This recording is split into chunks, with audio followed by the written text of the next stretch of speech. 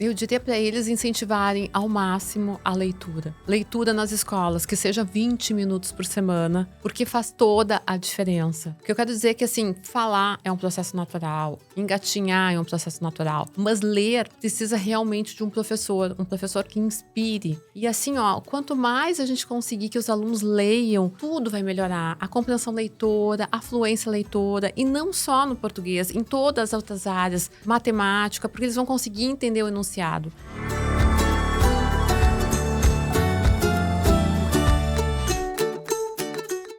Começa agora Letrando, o podcast produzido pela plataforma de leitura Elefante Letrado. Neste episódio, Sheila von Tobel, jornalista e fundadora do Elefante Letrado, conversa com a gerente de projetos da plataforma, Simone Sudbrack. Olá, estamos começando mais um podcast Letrando e hoje a gente vai conversar com a gerente de projetos especiais aqui do Elefante Letrado, a Simone Sudbrack. Simone, muito obrigada por topar bater esse papo conosco. E a Simone cuida do projeto mais especial do Elefante Letrado. A Simone cuida de todas as escolas estaduais do Rio Grande do Sul. Ela é responsável por espalhar alegria, por espalhar leitura, por ter uma conexão muito forte com cada cidade, com cada coordenadoria do estado do Rio Grande do Sul. E é um papel super importante aqui dentro do Elefante. Então, nada mais justo que a Simone hoje nos contar um pouco e dividir conosco e com a nossa audiência um pouco dessa história, como que é trabalhar com tantas escolas, com tantas pessoas diferentes. Bom, Sheila, muito obrigada pelo convite, adorei. E, em primeiro lugar, assim, o projeto é um desafio. É um desafio porque são 200 mil alunos, são 2 mil escolas, 30 coordenadorias. Cada coordenadoria é como se fosse quase um país, é uma realidade diferente. Cada visita que a gente faz com as escolas, a gente encontra uma realidade diferente. E por um lado, assim, essas viagens, a gente percebe toda a riqueza do Rio Grande do Sul. As escolas, como elas se organizam. E aí a gente vai tendo ideias de como potencializar o uso da plataforma. E como é que é o uso da plataforma? Cada escola tem a sua forma de fazer, ou cada coordenadoria tem a sua forma de fazer, ou todos eles têm uma regra de fazer igual? Como é que funciona isso? Como é que é o uso? Não, nós temos coordenadorias que realmente se destacam. E uma das estratégias do Rio Grande do Sul, da SEDUC, é realmente usar ela como modelo, como referência, até para mostrar o caminho das pedras, de como conseguir um resultado legal. Então, o que a gente está fazendo agora? A gente está definindo algumas coordenadorias que são realmente referências de leitura, aprendendo com elas o que elas fizeram de diferente, e aí para mostrar para as outras coordenadorias, sempre pensando em ajudar, em potencializar. E as que mais se destacam por quê? Toda a forma da organização, toda a questão começa pela gestão. Desde a coordenadoria, as pessoas que trabalham lá dentro, a estrutura que eles organizam nas escolas, as cobranças, mas sempre de uma forma assim, organizada, né? O que é possível, o que é viável. No ano passado, o Estado ele distribuiu para cada escola pública pelo menos 30 Chromebooks. Uhum. Então, com isso, eles organizaram estruturas dentro da escola, no qual os alunos conseguem ler dentro da escola. E como é que funciona a questão de internet? A internet também, a SEDUC, o Estado, ela disponibiliza um valor que a escola pode contratar um serviço de internet. Então, cada escola organiza de uma forma. Existem carrinhos em que os alunos, os carrinhos com os Chromebooks, eles vão passeando entre as salas, ou às vezes um laboratório. Depende da estrutura do sinal. Então, a internet, a princípio, não seria um grande problema hoje. Não, eles realmente se organizam e conseguem. E como é que são os projetos de leitura, trazendo um pouco para o Elefante Letrado e para todo o incentivo que eu acompanho aqui, que tu faz diariamente com as coordenadorias?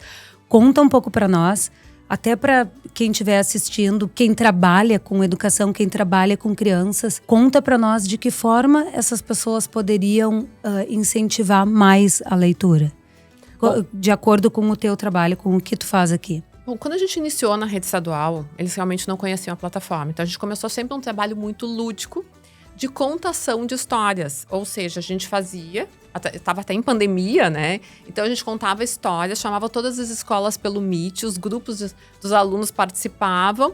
E a gente tem um mascote que é muito querido, que é o nosso representante da leitura, que respondia todas as perguntas. Então, era um momento assim que o aluno era o protagonista e estava realmente falando de leitura conosco. E eu sempre aproveitava também esses momentos para falar um pouquinho como acessar a plataforma, como o aluno acessa. Então, era uma maneira também do lúdico estar entrando com um pouco do técnico, como as professoras poderiam acessar os alunos. Isso ajuda muito. Uma das questões interessantes é que como a gente tem aproximadamente 10 mil professores, e às vezes eles trabalham em 2 escolas, às vezes não conseguem participar das nossas formações, e mesmo que a gente deixe as gravações, o que é interessante, nessas oportunidades que a gente tem de atividades culturais, sempre deixar uma letrinha assim, olha, veja bem, a gente pode acessar a plataforma assim, a gente tem relatórios assado, né? Então, a gente começa a mostrar um pouco da riqueza também técnica da plataforma, né? E o que mais incentiva o professor a motivar o aluno a ler? Eu acho que assim, ó, o que mais incentiva, ler é sempre uma inspiração. Quando alguém lê alguma coisa, a gente fica inspirado, a gente cria, a gente muda de lugar.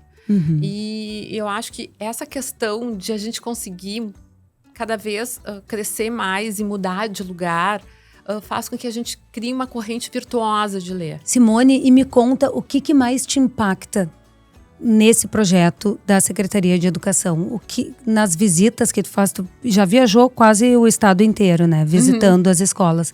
O que mais te impactou nessas escolas ou nessas visitas? Não, é sempre uma emoção chegar nas escolas. Pois é, conta um pouco como é que é chegar. A gente chega, o senhor elefante na frente. Até em caminhão de bombeiro, né? Em caminhão de bombeiro, olha, em charrete, em trator. As crianças, as coordenadorias se organizam. E quando a gente chega, tem aquelas crianças cheias de bandeirinhas e cantando musiquinha. E assim, com vários depoimentos e trabalhinhos sobre os livros, tem exposições, assim, sabe? Sim, isso é legal de a gente trazer, porque assim, não é só uma festa, não é o mascote não vai visitar apenas para fazer uma festa. A leitura é que é a festa, né?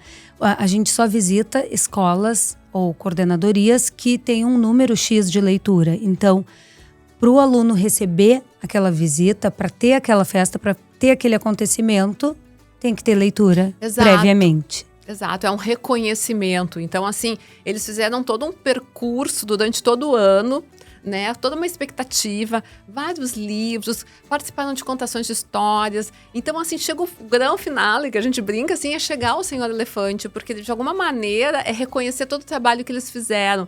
Aí eles entregam trabalhinhos, tem depoimentos, assim, de mães. Às vezes elas participam junto. E a alegria das crianças ao enxergarem o mascote, ao enxergarem o Senhor Elefante. É emocionante. Eu acho que assim, sabe?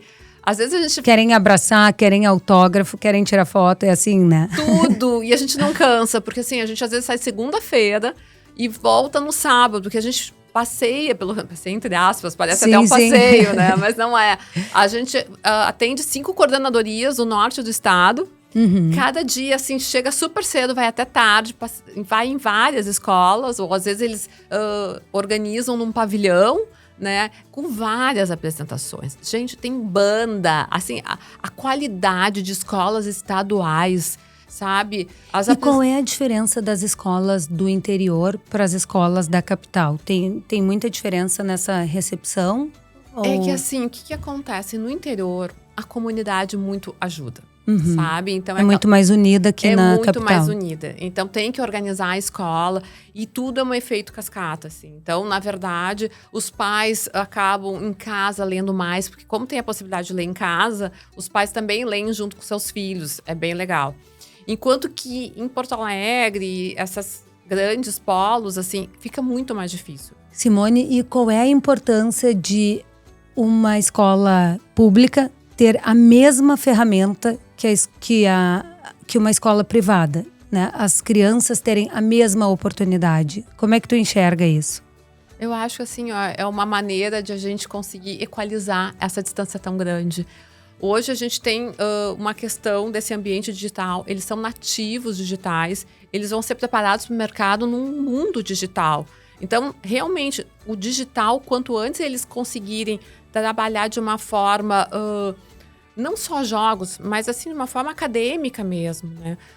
Vai preparar melhor eles para o futuro. Não só eles, mesmo as professoras, no momento que elas têm essa ferramenta, que elas podem fazer análise dos índices de desempenho, entender precocemente onde estão os problemas, ela pode ajudar o aluno e ela também está se preparando, não só para a rede pública, como qualquer outra rede, entende? Sim. Então, tanto para o aluno quanto para o professor, eu também vejo como uma oportunidade de ele realmente estar crescendo nesse ambiente que não tem mais volta, né? O ambiente digital é um ambiente que veio para ficar. Que veio para ficar.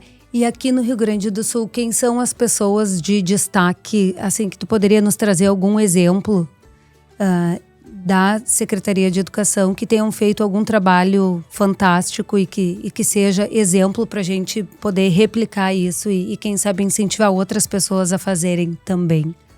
Bom, a 15ª Coordenadoria de Erechim, assim… Erechim é um caso à parte, assim. Eles são realmente muito, muito leitores.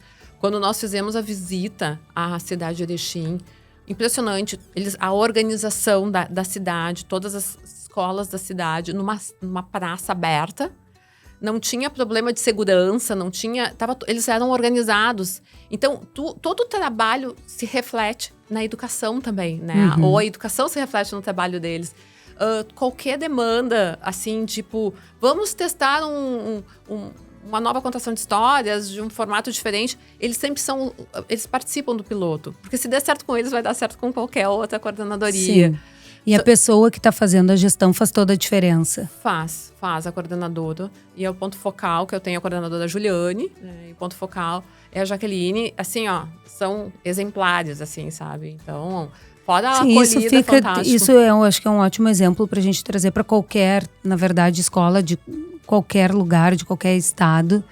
Que, na verdade, a pessoa que está à frente do projeto faz toda a diferença, né? Para fazer com que os professores usem a plataforma, para fazer com que os alunos leiam. Esse incentivo, ele tem que vir de quem está à frente do projeto. Simone, e se tu tivesse que deixar um recado para os gestores pedagógicos, que, afinal de contas, são os profissionais que tu mais trabalha, o que tu diria para os gestores pedagógicos? Eu diria para eles incentivarem ao máximo a leitura.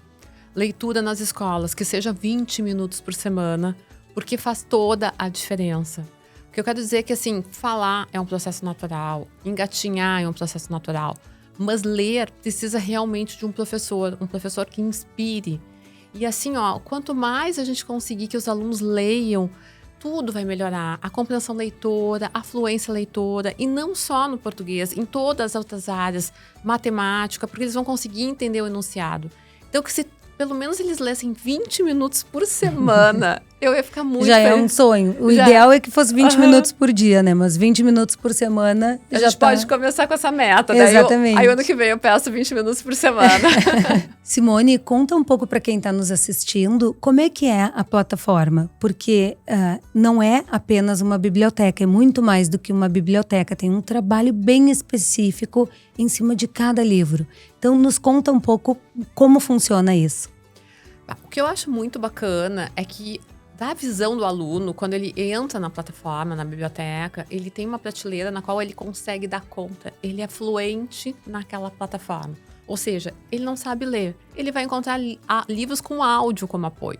Então, assim, ele já é inserido, mesmo sem saber ler, ele já está lendo. Estou dentro da biblioteca. E o bacana é que depois de cada leitura ou cada audição, ele tem um jogo de perguntas. E esse jogo de perguntas também é um desafio. É como se fosse um game, né? E aí, conforme ele vai sendo desafiado e vai respondendo, aquilo depois vai sendo pontuado num relatório para os professores. Mas isso é uma parte 2. E o bacana também que eu acho é que ele pode gravar áudios, enviar para o professor e ele também pode se escutar. Então é super… E as crianças adoram, né? Adoram ouvir a voz. Exatamente. E também é uma experiência, imagina para uma mãe que está acompanhando o seu filho no processo de alfabetização. No início, ele todo silábico ali tentando, decifrando, e no final do ano lendo. Imagina, é possível baixar todos esses áudios e ela guardar. Fica um retrato do processo dele de alfabetização. Eu acho isso lindo, sabe? Sim. E as perguntas de cada livro estão atreladas aos descritores, às habilidades que a criança tem que saber naquela faixa etária. Então, isso faz toda a diferença, né? E outra coisa bacana, assim, ó, quando ele consegue completar quase que 60% daqueles livros, daquelas propostas, abre a próxima a prateleira automaticamente, vem até uns fogos, assim, de comemoração, eles amam, assim, né? E a outra coisa bacana são as figurinhas, né? Eles têm figurinhas que conforme eles vão lendo, eles vão ganhando pontos, e aí eles podem trocar depois por figurinhas esses pontos. Sim. Perfeito. Sim, as crianças adoram ter um joguinho, uma coisinha a mais para fazer, né? Simone, muito obrigada por ter participado desse bate-papo. É sempre importante a gente trazer novas experiências e compartilhar um pouco do que a gente faz, compartilhar um pouco do nosso trabalho. E muito obrigada e que tu continue incentivando muitos gestores e professores a incentivarem seus alunos a lerem. Sheila, muito obrigada. É sempre um prazer estar aqui contigo. E eu fico muito feliz que as crianças, não só do nosso estado, mas de todo o Brasil e alguns outros países, vários outros, por sinal, né, podem utilizar a plataforma, né? Poder contribuir nesse processo de alfabetização e saber que isso pode ajudar muito, não só o nosso estado, o nosso país, mas o mundo como um todo, né? Então a gente fica muito feliz de estar aqui fazendo parte desse projeto. Tá Obrigada. Bom? E para você que nos assistiu, se puder curtir, comentar, compartilhar, a gente agradece. Até a próxima. Este foi mais um Letrando, o podcast do Elefante Letrado, com a apresentação de Sheila Von Tobel.